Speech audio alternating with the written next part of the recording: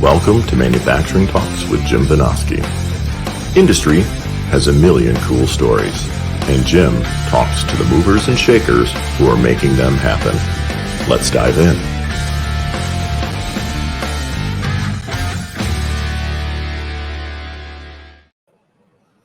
All right, welcome back to Detroit. We are here with the American Gear Manufacturers Association Motion and Power Technology Expo. I'm Jim Vinoski with Manufacturing Talks. I am joined this afternoon by Beau Hallavant. He is the Director of Sales for North America and Europe for WD Bearings America LLC. That's a mouthful, Beau. Welcome. Thanks. Yeah, thanks. Glad to be here. Something different. Thanks for joining us. Yeah, I appreciate you coming out. So we're here at the show, the big Gear Makers Association show from Huntington Place, downtown Detroit. Things are happening here. It's busy, no doubt. There's a lot of people here. It's a cool show. I haven't been to this one before. Been to a show here at Huntington Place before, and it's always lively here. Yeah, our first time here. We've never done an event like this, and to see it co-located too with something so similar seems to be bringing in a lot of people. Yeah, it's a great crowd. We're kind of in a fishbowl here. It's a neat place to do a show from, and we're here to learn all about what you guys have going on. So, let's start with you first. Tell us a little bit about yourself and how you got into doing what you're doing. Sure. Well, I heard something from one of your last interviews with Matt Gross, and he said, every boy grows up to be a gearhead, right? Yeah. Bearings, same way, for sure, right? Yep. No, I never thought I'd be in anything like this. Of course, I never wanted to be anything besides superhero when I was a little boy. Right. So, yeah. I never thought bearings was going to be it. But, it has been a bit of an interesting ride to get here.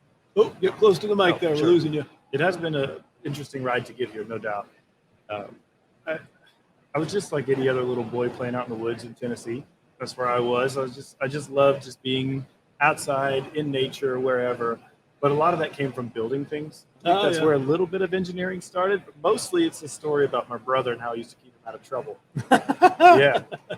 So he's older, 3 years older, but he's a goofball. He's your artsy guy, right? He's always been a bit odd, but in a great way. Super friendly fella. Uh-huh. It seemed like all the time something would break, right? Something in the house. We'd mess around with a go-kart or a fort that we had put together broke, or something always broke. And so I started fixing things all the time just to keep us out of trouble. Oh, yeah. It was like, oh, no, you gotta fix this before Dad gets home. You gotta fix this before Dad gets home.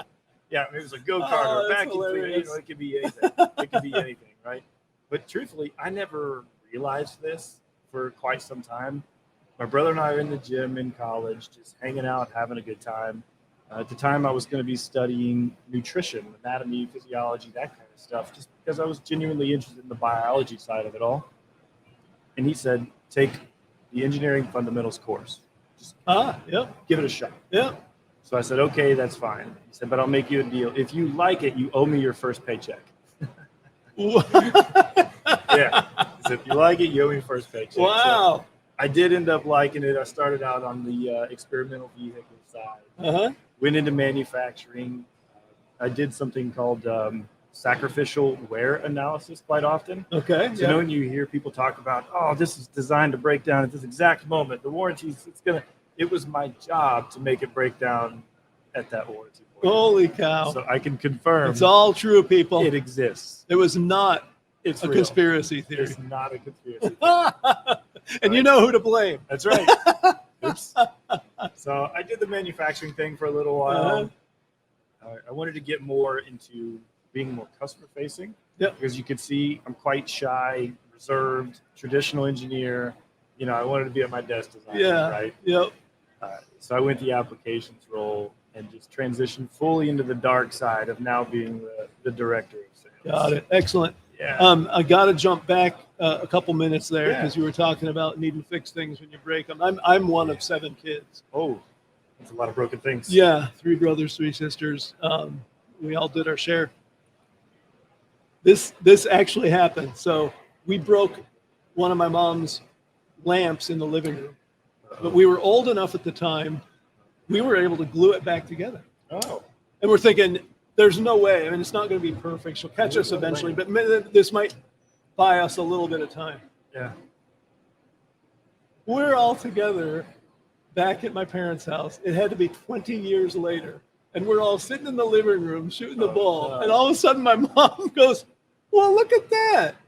Someone broke the lamp. 20 years later. Just finally noticed. Yeah, I'd say that's a good glue job. That's good. Success. Yeah. No doubt. I don't think I have anything like that. That's good. That's solid engineering. Well, that's where I landed, mechanical engineer. So apparently there was something there. The other 6 become engineers too? I've got. Or do you get sole credit? Oh no, my next older brother is an electrical engineer. My younger brother his degree was in mechanical engineering technology. He does sales for NEF engineering. So yeah, we got a lot of kind of technically minded guys in the house. A lot of people gluing lamps. Yeah. That's good. Well enough to get by for 2 decades. Yeah, I'll remember that one. All right, so let's hear about WD Bearings America LLC. Sure, quite the mouthful, right? All right. Yeah, quite the mouthful. You know, we first registered for the show. That was kind of the name we were going under, but we actually had a development recently where we took our European branch and our American branch and merged them together. Okay. So much less of a mouthful. We're just going by WD Bearing Group now. A lot easier than all those extra whatever. But I'd say probably a strange story. It might be the best way to introduce WD. The owner of our company, his name is Juan Ding, which is where the WD comes from. Okay. Yep. Right? Chinese origin, of course. So he goes by Leslie because that's a lot easier to remember than Juan Ding. For a good while, his role in China was distributor of other large names in the world of bearings. Okay. Got quite familiar with this. Saw a need in the world of China to start making a product focused on quality, robust, something different, as opposed to just going to China for an economic product, right? Instead of going to pick up $1, why not go to China to see if we can actually make something super high quality and still take advantage of some benefits of a low-cost country? Yep. So he decided to do it himself. The Chinese government said, sure, you can do it yourself if you get all of your own funding. You got to do it all on your own. Yeah, we're not going to help you out, right? Which was fine, totally cool. So he got his own financial backing, and so we became fully family-owned, full private-owned, no state ownership China manufacturing.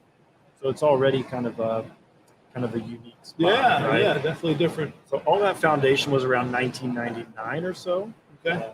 And then from there, the immediate most successful market for WD became Europe, which is, to me, counterintuitive. When I think of a Chinese company or any company, its domestic market is always its biggest market, right? Regardless of where the company is. The domestic market is largest because normally you put your manufacturing facility where your customers are going to be, right? But what we didn't foresee is the desire out of Europe for these German and Italian engineers coming to WD to help them produce product or sell the product. So it's made for this unique opportunity here where we're taking a bit of a different approach and selling primarily roller bearing products. Okay. So we manufacture and sell mostly roller bearing products. Like everybody else, we have what we call Me Too products. Yeah. We make this and we make this too if you need it, but really this is our focus lane, and that's roller bearing products. So we did a test market in the States around 2010 or so. Not to over glorify it at this time, it looked about like a 2-car garage in 2010. It wasn't. I wouldn't use the word impressive, but it was a great test market location. Yep. Did that for a while till 2018, and then in 2018 it became a real deal opportunity. It's very clear that the market loves this, both in the U.S. and Europe. Let's really take off. Yep. Since then, our slowest year has been around 20-25% growth year over year. So it's gaining a lot of popularity. It's keeping us quite busy. And even now, as we're all looking at what's next year going to look like, we're sitting at 41% growth already booked for next year. Wow. So no concerns yet. I'm a little curious, though. I mean, bearings aren't exactly something new, right? No. And so how do you come into a market, It's so What are we dominating. talking? 25 years ago. Which is young in the world of bearings. Yeah, very. Very young. Yeah. So, and you guys just take off like gangbusters. Yes. What made that happen?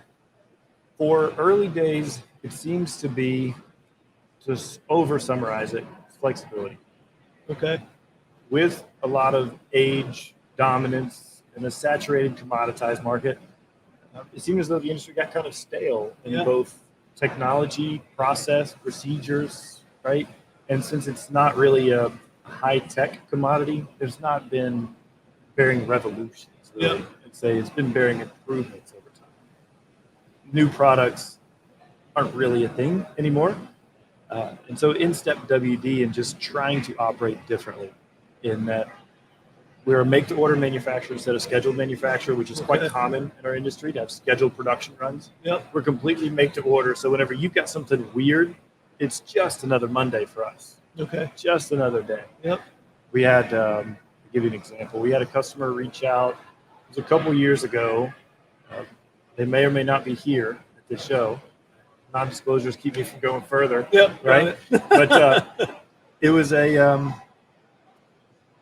they were buying a traditional catalog bearing, nothing fancy, but they were also sourcing some custom parts to stack on for total axial stack up, right? Trying to hit a specific tolerance for their axial stack up so they could close a compressor, right? This one was a gearbox, close the gearbox up. And instead of using a custom spacer, they were having a hard time sourcing, especially during COVID times. Oh, yeah. We went through, extended our inner ring, halved our tolerance to control it like you would on a spacer, so that they could completely eliminate the spacer in some builds or use a very traditional catalog spacer in some builds. Yep. And so that difference was just something so simple. It's not complicated for any bearing manufacturer to do at all. Extend the inner ring, change tolerance. But the difference is, for us, it's not a headache.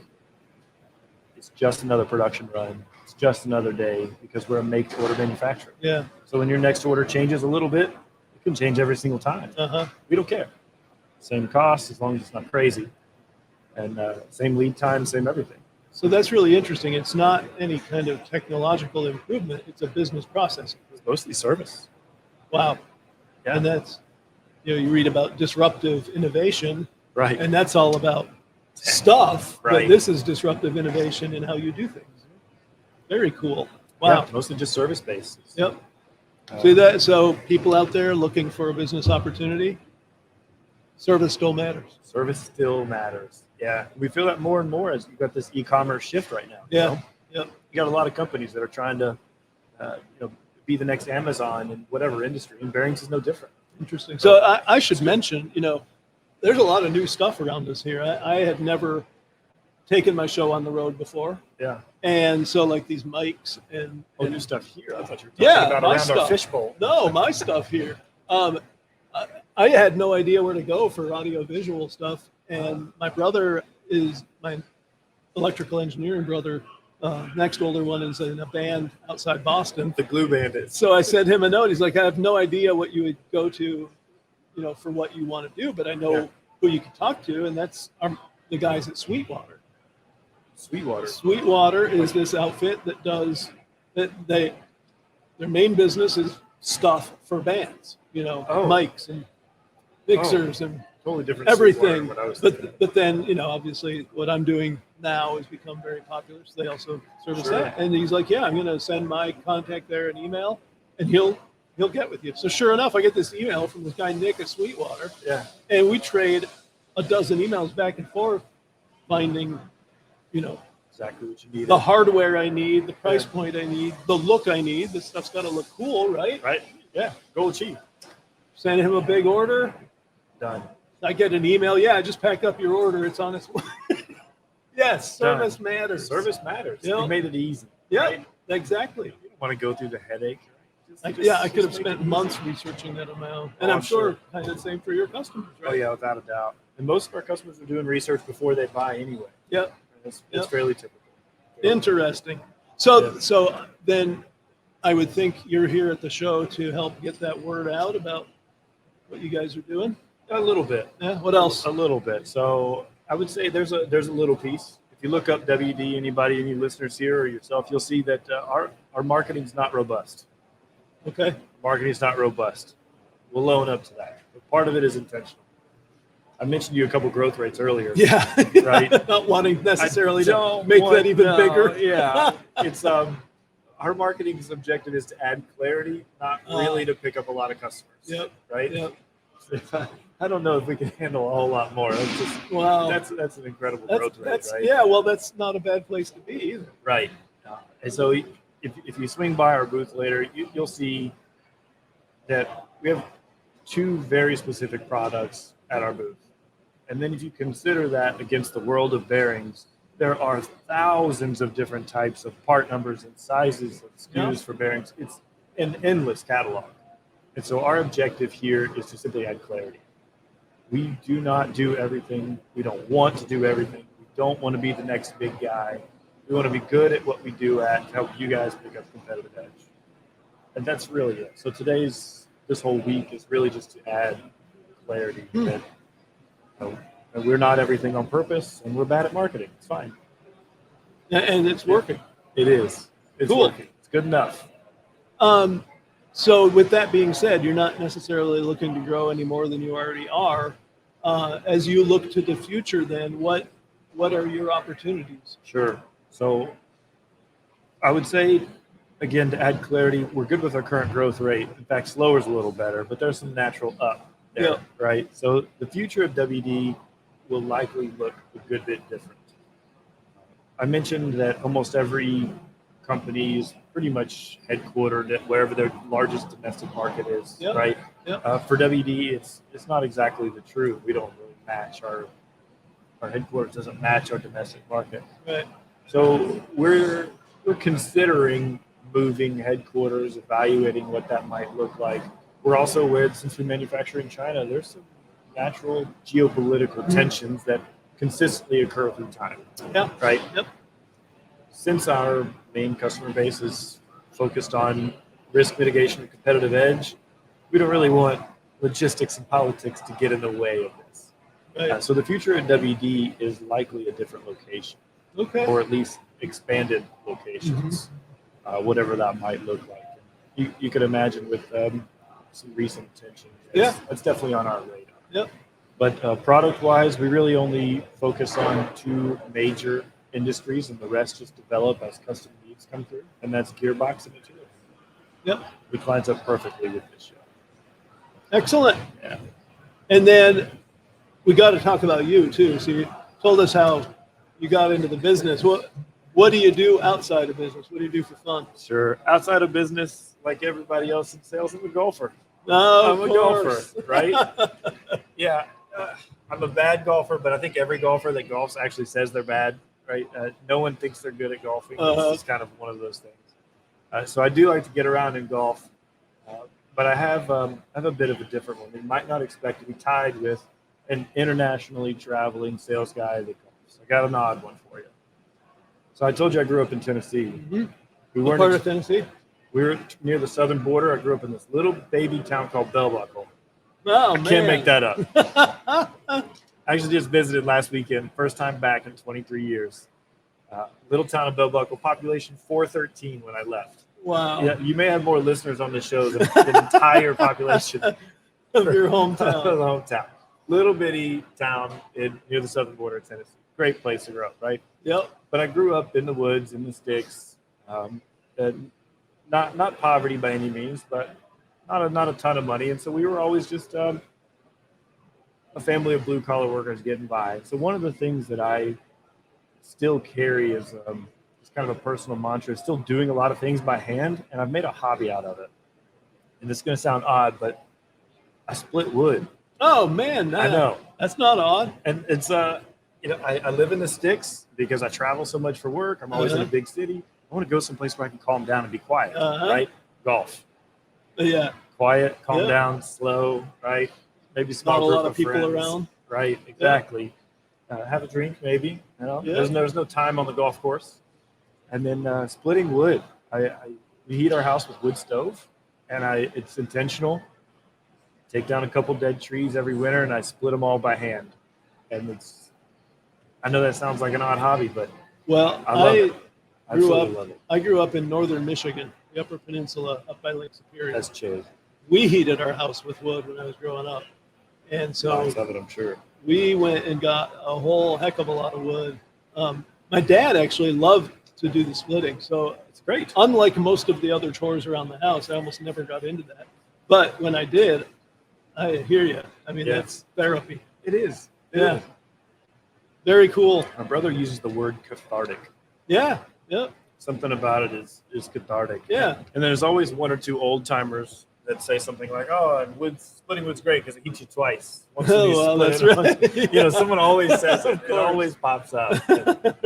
Yeah, and it's also great. I got 2 boys, and so we like to get them involved with it.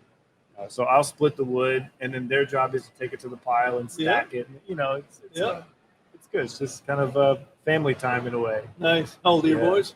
4 and 6. Okay. 2 little boys. Yeah.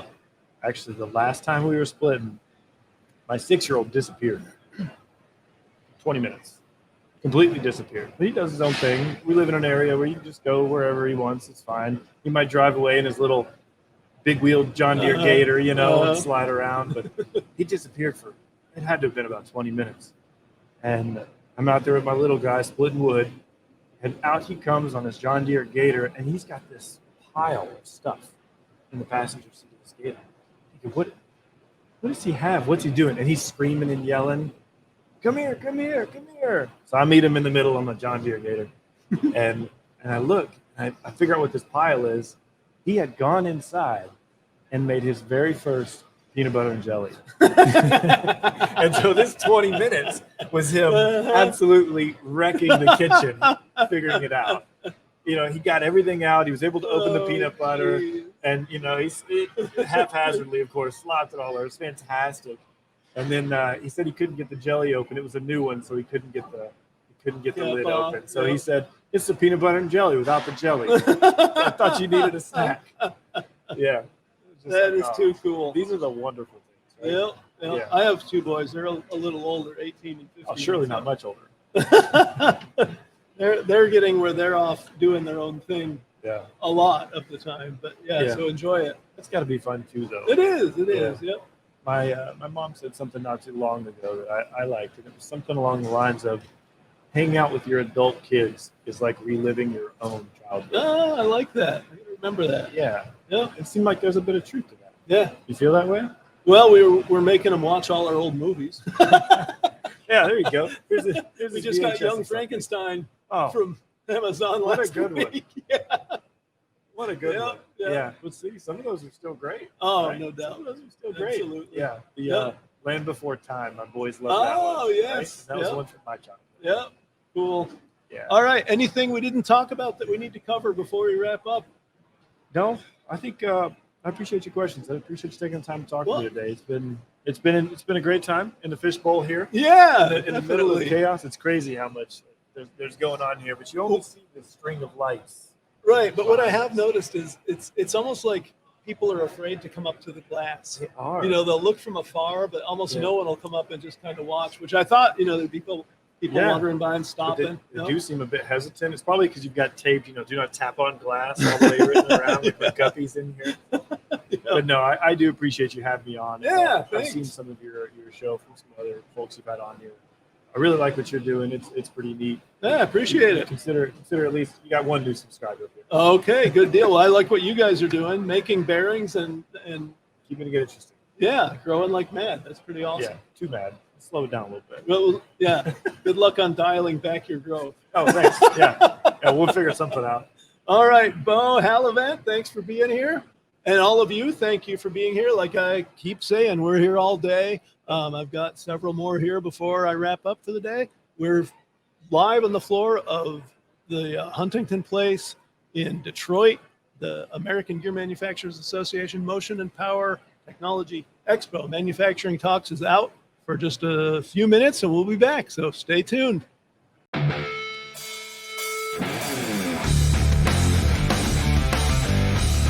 Thanks for tuning in to Manufacturing Talks with Jim Vanoski. Watch for new episodes dropping every Tuesday. And don't forget to like, share, comment, and subscribe.